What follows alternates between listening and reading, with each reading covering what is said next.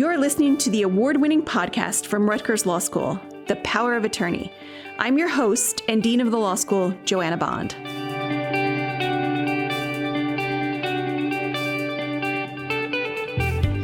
Today's episode is part of our Secret Lives of Lawyers series, where we chat with faculty who are accomplished in both law and a different industry.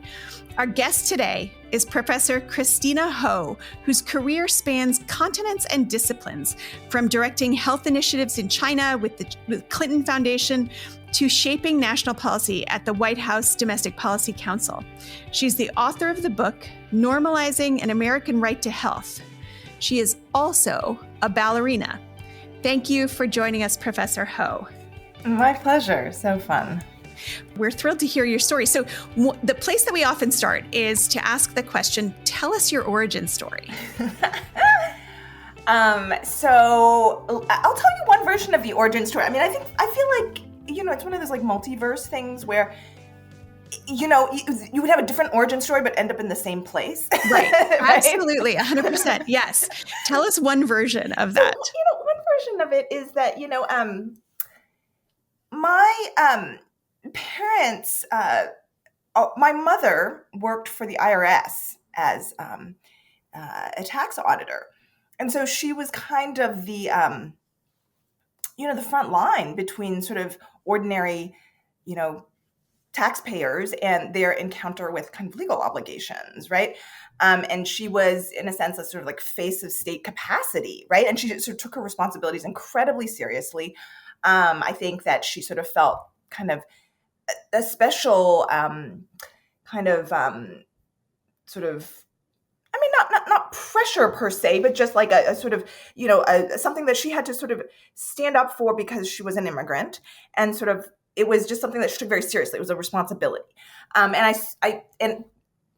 her father in Taiwan had worked for the Bureau of Railroads. And so again, sort of this kind of career, this lifetime of dedication to state capacity that makes kind of, a better life possible for everyone in society. So I feel like that one way or another influenced kind of, my thinking about what was a sort of worthwhile way of life, people who I was proud of and how they had spent their time.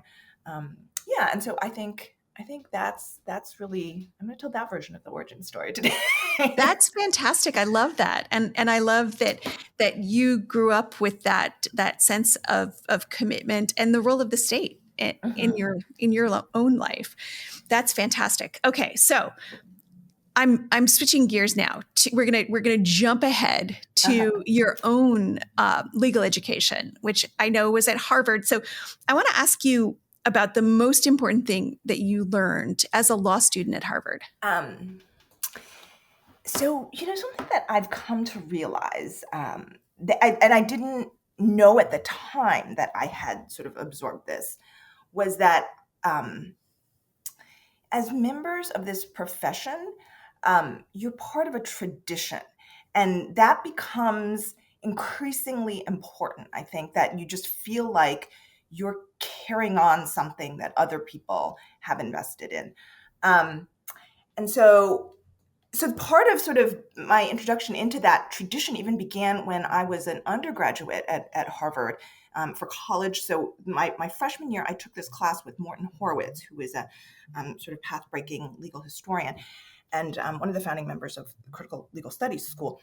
And he was teaching an undergraduate core course. I was, a freshman from Ohio, and it was kind of my first encounter with a lot of these ideas. And so I had that experience where it just opened an entire world to me. Many of his TAs were law students, and the nature of his work at that time was such that people were so energized. The energy in the room was electric. Mm-hmm. And so, that actually made me want to go to law school, right? So now I didn't realize, of course, that sort of the critical legal studies movement had that sort of particular history. And in fact, right, this was sort of the early 90s, right at the turn of the 90s. This was actually kind of the, maybe when critical legal studies was really coming under increasing attack, and Mhm. we were gonna, it had, its energy was going to be dissipated after that.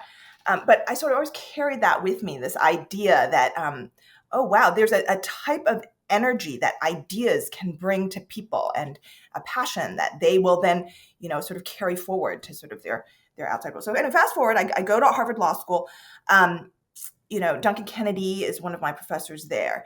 And then I came to, many years later, to Rutgers, and there were folks who were part of the critical legal studies movement here. And in fact, one of the folks who sort of taught health law here had been one of the original critical legal studies crew, Rand Rosenblatt. And so, I just sort of felt fortunate that I was able to have this kind of trajectory where things that I had inherited, I could sort of bring to the next generation of students also. And hopefully we just pay that energy forward. That's wonderful. And I love that you had that experience as an undergrad that was really energizing, that opened the door to law school for you, at least in your mind, and that actually led you to law school. So that is fantastic. You mentioned health law and Rutgers' historic engagement with health law through Rand. Can you tell us a little bit about why you decided to specialize in health law? That's a great question. So when I went to law school, I went to the Kennedy School at the same time, and I got a master's in public policy. And sort of in my mind, what I wanted to do was I wanted to influence policy, right? Um, and you can do that without a public policy degree. But I think that one way of kind of um, thinking about law as kind of a discourse and a profession is to sort of think about it also from internally and also externally. And I think that's what sort of being at the Kennedy School allowed me to do. Um, One of the biggest kind of unanswered policy problems, right, of our time, unsolved policy problems of our time, was the healthcare system. Mm-hmm. And, in the early 90s, in the mid 90s, right, sort of Hillary Clinton had been sort of working on this problem very prominently. And now that I look back, I see so many of sort of the talented people from my cohort sort of drawn into this area. And I think that that's just people responding to kind of this felt need, right, for this important area of people's lives to be addressed in some way. And so much talent went into that area. Why I kept on doing it, though, is, it's a lot of our sort of disputes are sort of more crisply backlit by what's at stake in a healthcare dispute, right? Absolutely. And yeah, there's a sort of sharpening of sort of your understanding of what you're really trying to do with respect to a legal problem, and I like that about it. I like that it's very interdisciplinary. So it's something where you have to bring kind of a lot of skills to bear. You have to bring, your sort of maybe technical and maybe sort of scientific background skills to bear. You have to bring interpersonal skills to bear. It's such a sort of intimate topic, right? And I think there's Right. some other, like family law. It's just something where you have to sort of bring your whole self in a way. And so I always liked that about it as well. While also having to sort of understand the complex economics, right, of our healthcare system. So yeah, so I don't tire of it. That makes sense to me completely, Professor Ho. And the idea that this is really an interdisciplinary topic would keep things fresh and interesting across the board. So I want to ask you a little bit about your work as the country director for the Clinton Foundation's China program and the White House Domestic Policy Council position. Can you tell us a little bit more about those roles? Yeah, well, let me start with the latter first, because I just want to sort of hook back into this realization I've had about the importance of the tradition that you sort of, and the legacy that you sort of carry. So, one of my favorite professors in law school was Christopher Edley, who had taught me administrative law, and he had worked at OMB in the Carter administration, I think. And he had worked in many administrations: the Carter administration, the Clinton administration, the Obama administration, and his teaching of administrative law was just right at the intersection of law and policy, which, we're sort of seeing in, I just really stark terms right now, given all the sort of conflicts that are going on in the government shutdown. So he was able to bring sort of a context to the class that sort of, again, helped me understand the stakes, right? And understand where sort of law and policy interconnect and overlap. So after I graduated from my concurrent degree in law and public policy, I actually knew that I'd always known that I had wanted to go to DC. And so I went to work on the House side for a Massachusetts congressman. And I also sort of got to know people who were in the Clinton White House who were saying, look, this is a time when, we need folks on board. We need young folks. There are a lot of actually people who are leaving to work. It was, at the time, I was on the Gore campaign, right? And so it's sort of a moment when someone who was sort of young, ambitious, willing to spend a lot of hours in the office. Right. Oh yeah. I think about those early days in my career too. Yes, there were a lot of nights and weekends for sure. Could sort of enter the fray. So I did that. And in fact, right, I had told, Professor Edley, right, this is what I'm applying for. And his wife was deputy chief of staff at the time. And so I think that he helped me get that job, right? And again, I felt like I was sort of carrying forward something that, right, I had sort of seen my role models do. Then sort of when later on, I sort of entered the academy, and I ended up sort of teaching administrative law. I called Chris and I said to him, I am teaching administrative law, and I'm going to teach it the way that you taught it, right? Right. And the way that he taught it was from this really storied book, right? The Gellhorn and Weiss book, which, Clark Weiss was the model for the professor in The Paper Chase, right? So I just sort of felt like it was like bringing this kind of type of like law teaching into the classroom that had this storied history. And what he said to me was, he was like, great. And when you teach, tell them that they are getting the same administrative law class that Barack Obama got. And I tell my students that to this day. I just want them to understand that this is an achievement of generations of people who have invested in this way of trying to make sense of and cabin government power, right? But also deploy it for the good of the community. And so I think that helps them contextualize their own professions, right? Or their own future professions as well. Right. And so I just love that. That's something that I treasure about sort of having, the people that I had teach me and the people that I get to teach now. I do too. I love that. And the fact that you share that historical perspective with your students is wonderful. I'm sure that enables them to engage with the material in a totally different way because they see that they're part of this continuum too. That's fantastic. Okay, so we know you're now at Rutgers. Thankfully, I'm so happy to have you as a colleague. Can you tell me a little bit about what led you to Rutgers? So one of the things that I just always think was so crucial, I had a friend at the White House who then went on to work for John Corzine when he was governor of New Jersey. And she, when I told her that I was interviewing at Rutgers and then I sort of went to visit her, she was like, you have to meet Ron Chen. And so Ron Chen had been working for the Corzine administration as public advocate. And in fact, every person I talked to in the callback interview said, oh, you really need to meet Ron Chen. It's really unfortunate that he's not here right now. I know. No, that is not at all surprising. For our listeners, will you explain who Ron Chen is and his role sort of historically at the law school? I can't even explain Ron Chen. It's hard to capture it. But Ron, again, is this sort of carrier of tradition, right? So he is a student from Rutgers Law who has gone on to become, right, associate dean, vice dean, and dean of the law school. But sort of even when he wasn't dean of the law school, he was kind of this like repository of sort of all this information about sort of the history of Rutgers, the identity of Rutgers, kind of the plumbing, the mechanics of how Rutgers Law School works. Absolutely. I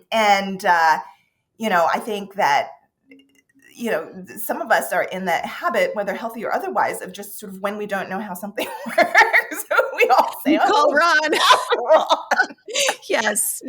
I've been in that position myself, and Ron has been a helpful resource time and again because he does have this sense of institutional history that almost no one else in the building has. And he, as you know, he has returned to the faculty, and he continues to play any number of helpful roles to the administration and to the faculty. So, yes, he is quite a resource, to put it lightly. And so he helped in your recruitment. Yeah, I think that cemented it. And the other thing that I will mention is, right now I'm on the appointments committee, and so the role of the students is instrumental, right? So we, for everyone who interviews to teach at Rutgers, actually the students interview them, right? And they take it so seriously. It's the SBA president and a special committee even who recruit students to come in and conduct these interviews. So the students who interviewed me were so fantastic. And I even remember, I think the SBA president at the time was Rob Menendez, who has since become Congressman Rob Menendez. Wow. Another piece of history right there. And they asked terrific questions, the group of people whom he assembled. I had just a wonderful conversation. Rutgers stood out for me from all the other places that I had interviewed because of that. And that is wonderful to this day. So, well, and our students continue to play that role, as you mentioned, with the appointments committee, and they are such an important voice in terms of who we bring into and recruit to this community. Exactly. Wonderful. Okay. Well, can you share with us a case or a moment that deeply impacted your perspective as a professor? So there's so many moments. Okay. But what I will say is that sort of that very first year that I taught in 2010, there were a couple students who sort of came up to me afterwards. I was administrative law, the class that I taught, and they really said, look, I learned a lot about the law, but what they really wanted to convey to me was that the class had sort of opened up a world for them that they didn't know, right, had previously existed. And I feel like that was something that sort of Morton Horowitz had done for me when I was a freshman in college. And then I sort of felt like, oh my gosh, this is a responsibility. Like, this is an obligation that I have. So I'm teaching. So I always feel like, okay, I'm teaching the content, but I also want to teach something about the world and the system that it represents, right? So how did we get these doctrinal rules? What do they mean? Like, what can we infer about sort of, the entire world of people who invested in trying to make things make more sense in this area, Right, I think that that's like a kind of a revelation sometimes for students. And I don't want to lose that, right? So if there's someone whose world you've opened up in that way, you want to make sure that door is available for other people too. So, and it strikes me as such an important and interesting time to be talking about the role of the regulatory state and the way that it's changing, and all of the changes that are happening right now. It's a dynamic field. It is. Is that fair to say? Yeah, very much so. And I feel like, so when, I taught it last fall, and I'll teach it, or last spring, and I'll teach it this spring as well. I was so surprised and delighted that one of the things that the students hungered for was this sense of, even as maybe the system is under attack, right? They still wanted to know what the notion of the system whole looked like, right? Right. And what I like about that, right? It connects to sort of this feeling that I had from that first year when the student said there's this whole world that opens up to me. All of us are going to be the carriers of this knowledge when we rebuild, and we are going to rebuild, right? Absolutely. And so to have the vision of what to rebuild, maybe Right. not build in the exact same way, but to build Right. like better, right? Is critical. And I feel like sort of being a conduit of that, the administrative law, an amazing achievement of civilization, really, right? So as the sort of values of that kind of civilization are under attack, all of us are sort of like, you think about the kind of myth of King Arthur, like we like have to be carriers of those kinds of values and norms and ideals, and it was a great privilege to be able to be part of that and sort of pass that to people who cared, who hungered for it, who wanted Right. it. Well, it's really encouraging to hear that the students themselves recognize that and are hungry for that sense of what the system is supposed to look like, or what it could look like under a different leadership, perhaps, and how do we move back to that, or create something even better, as you mentioned. Okay. Now I want to ask you something that I'm really excited to hear you talk about. What is your favorite part of teaching? I mean, my favorite part of teaching, obviously, is kind of, this is the energy that the students bring. Okay, there's always that moment in class where the students sort of like a self-consciousness drops, and you can just see there's like a internal momentum that they have to try to understand something. There's like an internal curiosity to know, and there's like a sort of urgency and pleasure and joy in wanting to know and understand, and that there's something about that that's so pure. And I want to say it's rare, but it's not rare. It's there in sort of every single class. And it's just, again, it's such an honor to be able to sort of help feed that. Right. Those are such gratifying moments when you see that happen in the classroom. It really is gratifying. Now I want to ask you about your book. So in 2023, you published the book, Normalizing an American Right to Health, and it proposes a fresh plan for realizing the right to health in the United States. Tell us more about the book and why it's so timely.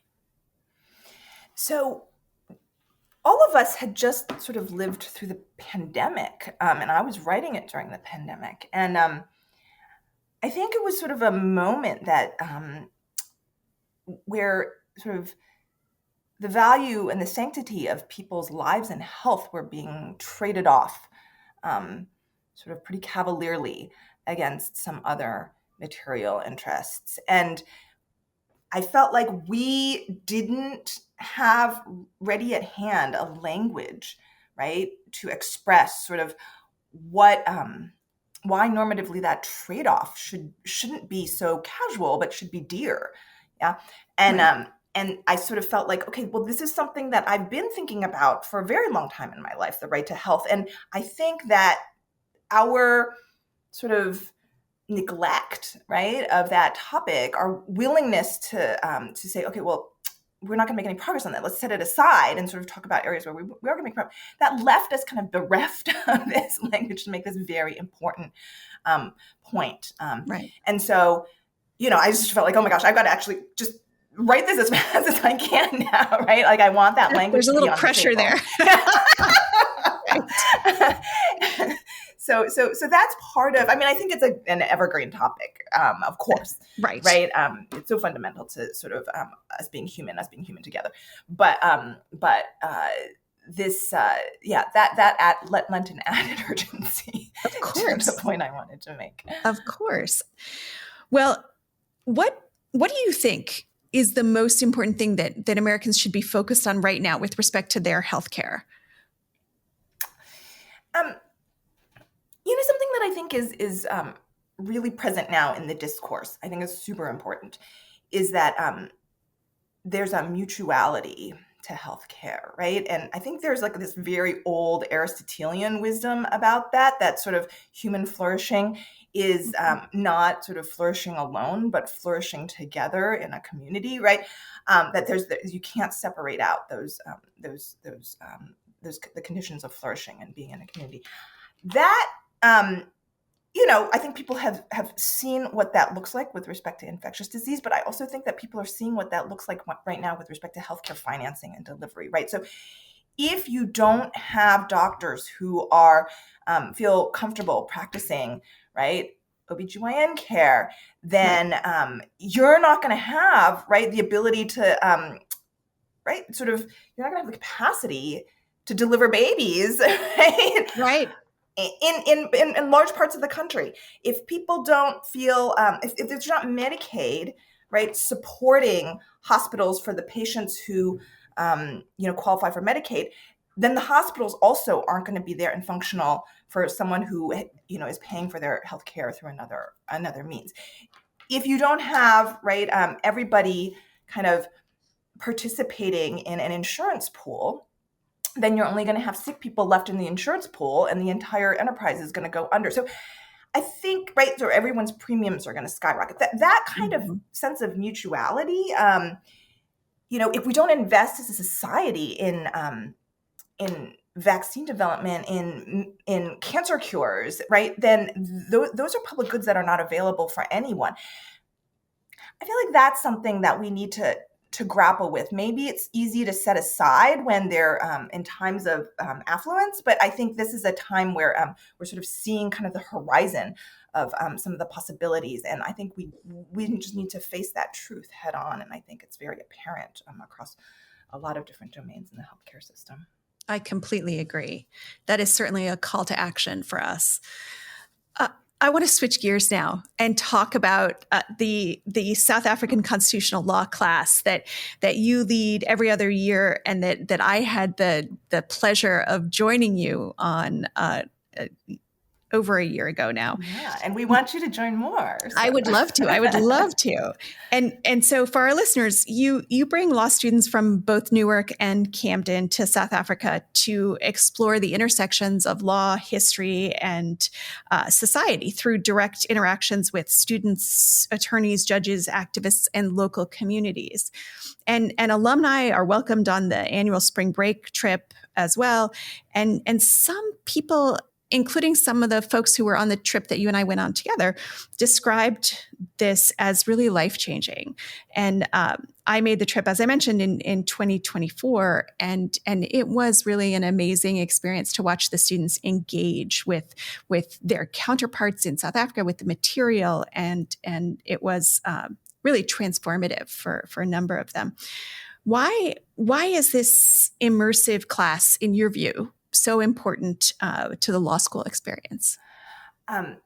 So I feel this law school, or this class, delivers on sort of some of the core missions of the law school in so many ways. So I just may not be able to mention them all, but one thing that I think is important for Rutgers Law School is that we have just been such a sort of diverse in the best way, sort of community, and sort of our student body comes from everywhere, and it's incredibly global too, right? And so I think we do a good job of delivering a global legal education to an audience that is positioned to become sort of the global lawyers of the future. So in that sense, I think it's really important that we give students,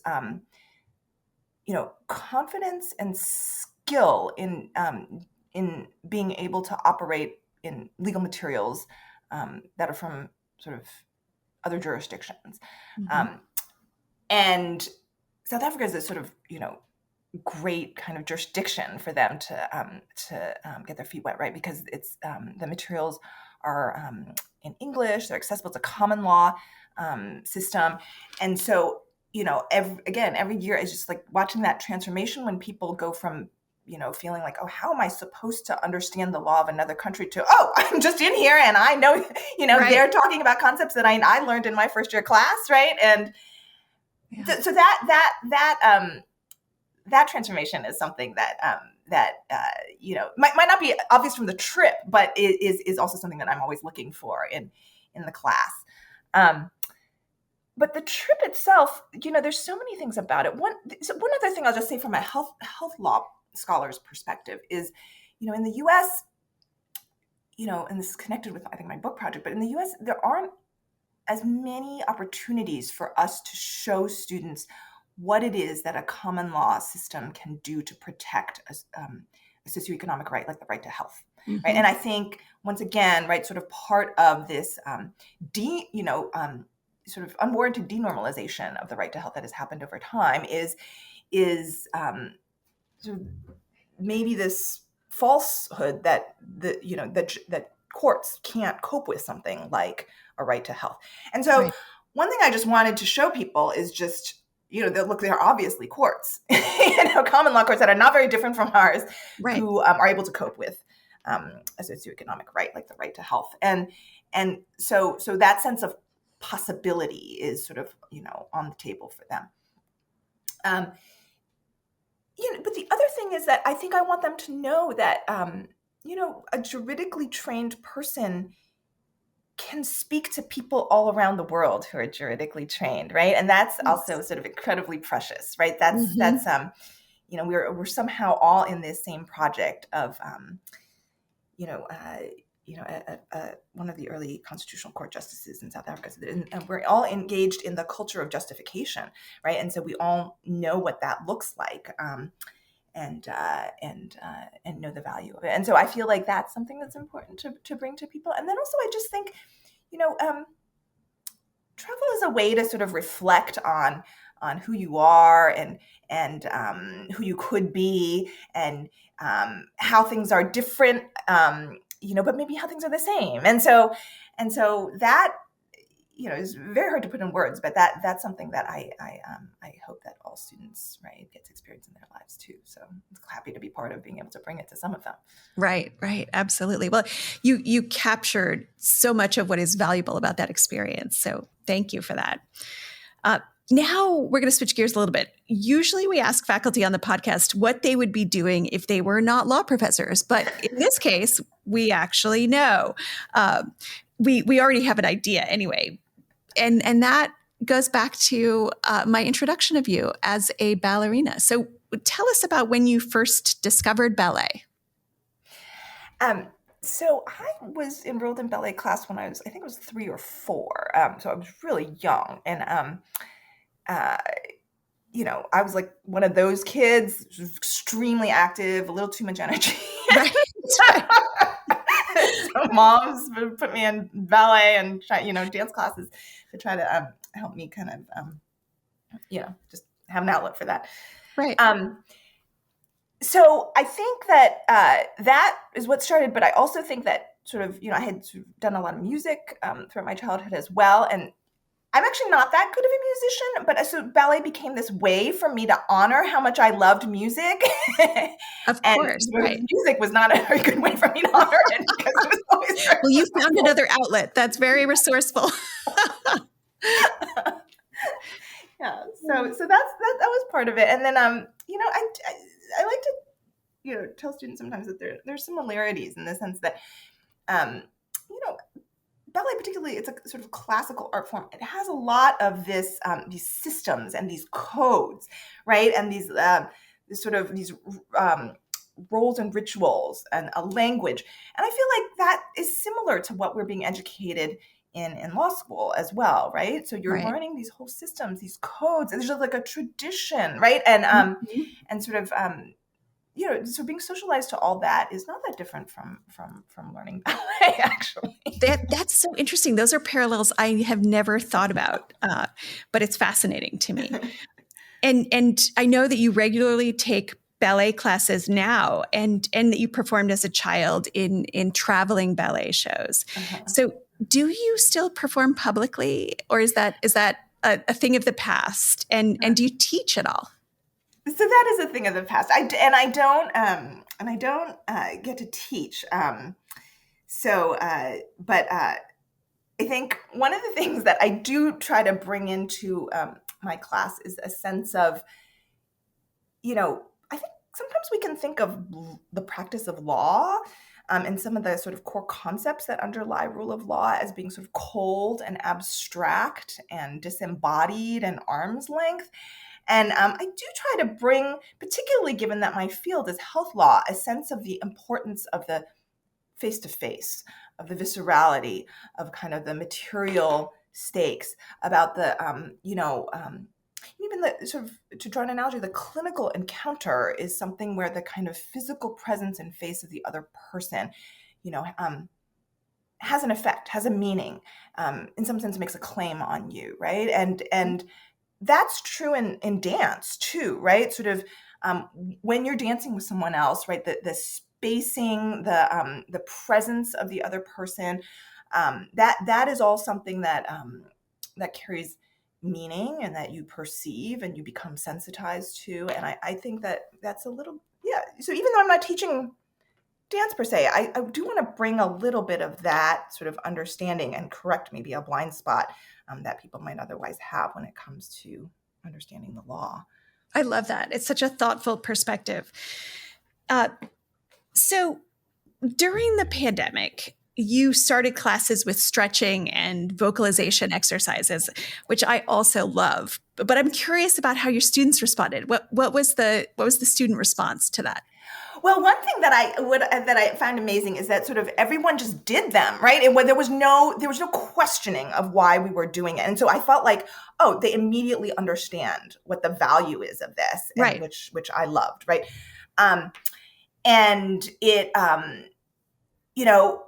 and in fact, I feel like one of my students said to me that like they started doing I don't know what student group they were part of, but they started opening their student group meetings with a little bit of this, right? And it's just an acknowledgement that we are together, and let's mark the beginning of this time that we're together, that we mark it by sort of saying, let's engage, let's do something active. So it's just maybe a little bit easy to sort of kind of sit back on your heels a little bit and be a little bit more passive when you're in Zoom class. So during the pandemic, I felt it was particularly important that we would just want to mark that. And then, and it's a little, how do I say it? Sometimes when, so you think about sort of doing a stretch together, it's a little moment of care, right? Right. So I wanted us to kind of share that, because teaching is like a little bit of care.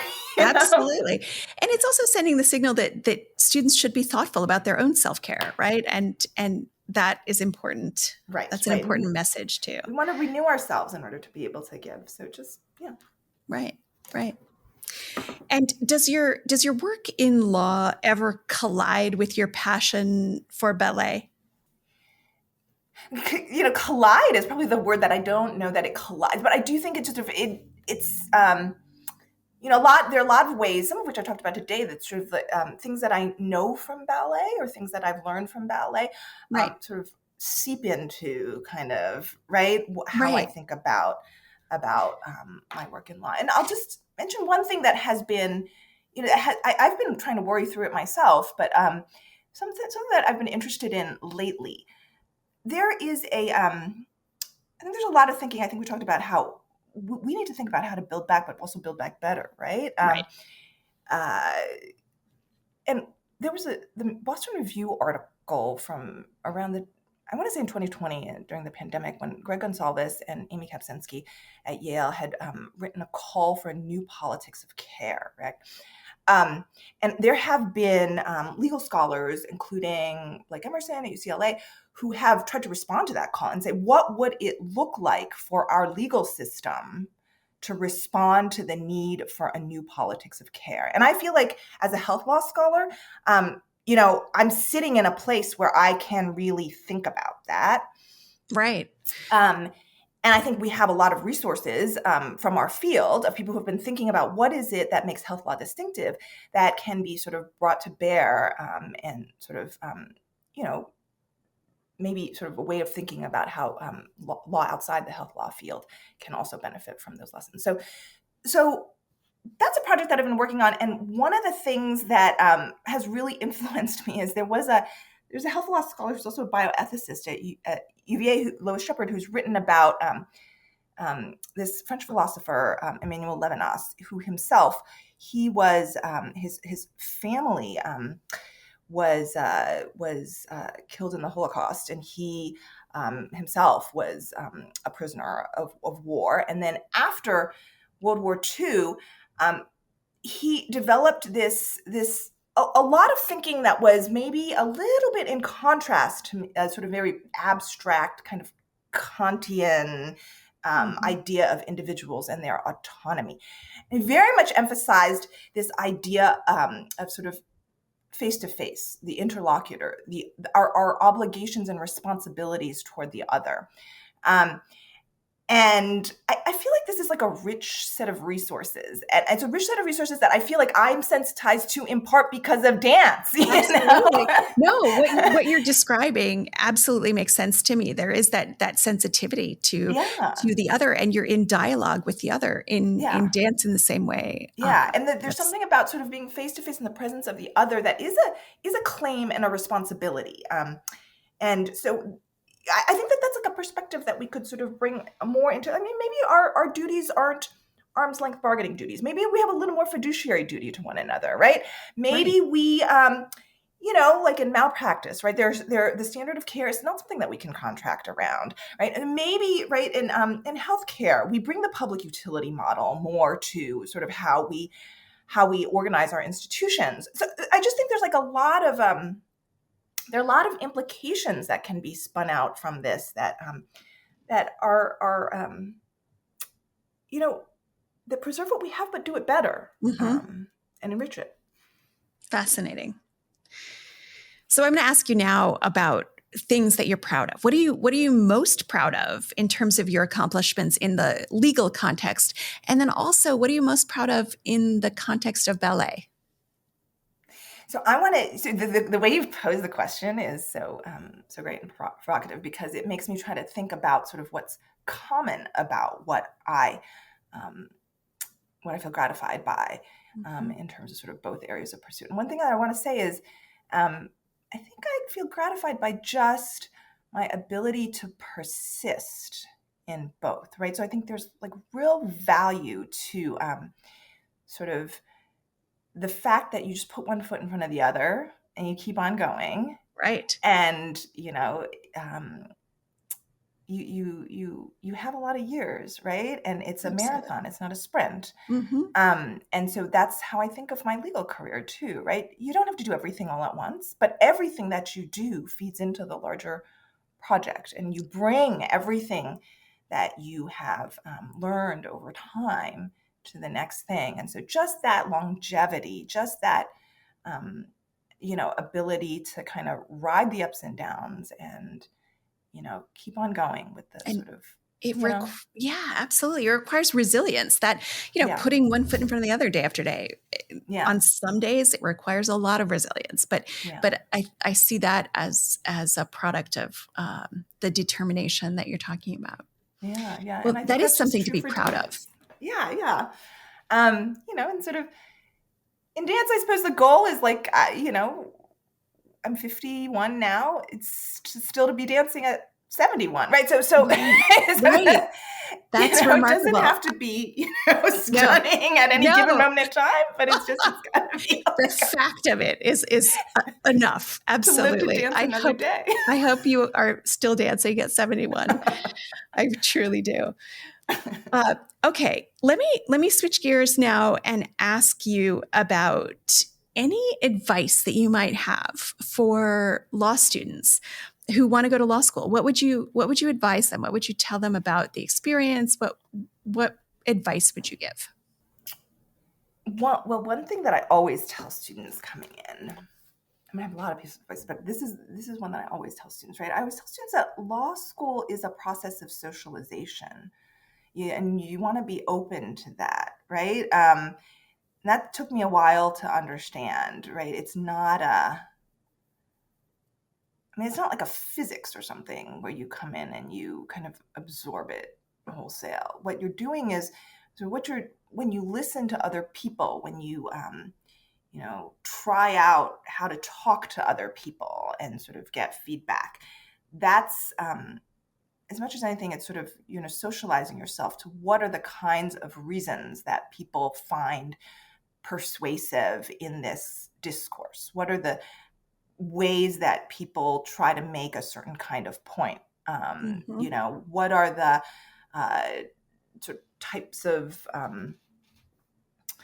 arguments that fly, and so forth. So I guess that's something that the relationships, right, that you make are sort of so crucial to that. It's not just the knowledge in the books. So I guess that's a piece of it that I like for students to kind of just have in the back of their minds. That's important advice, for sure. And my final question for you is, what is next? What's next for you, either in law or in ballet? And that's a great question. I mean, I do feel like, so I spent, 2023, 2024 on leave in the Biden administration. And I was working at OMB. I was management budget, in part, I think, because carrying this idea of, right, my mentors had done that, and willy-nilly I came to understand that was actually a really crucial and vital place to be. And I think that, right, that's just always, I think, the pattern or the model, right, of sort of people who their careers you feel like you respect and you honor. That's just always going to be in the back of your mind and is going to color what sort of your next steps are. So I think I've just found a great way to sort of be engaged while having this career where I can also teach others how to be engaged, and I sort of love that. It just operates on so many registers, and so sort of I'll hopefully just be able to keep on operating on all those registers. Right. I have no doubt that you will. That is fantastic. And I love your sense that you are passing along something valuable and energizing to your students that you received at some point as a student. So that's a wonderful notion. And I want to thank you for joining us today. It's been a fantastic conversation. I've loved it. And I really appreciate you taking the time. Oh my gosh, thank you for having me. The Power of Attorney is a production of Rutgers Law School. With 2 locations just minutes from New York City and Philadelphia, Rutgers Law offers the prestige and reputation of a large, nationally known university with a personal, small campus experience. Learn more by visiting us at law.rutgers.edu.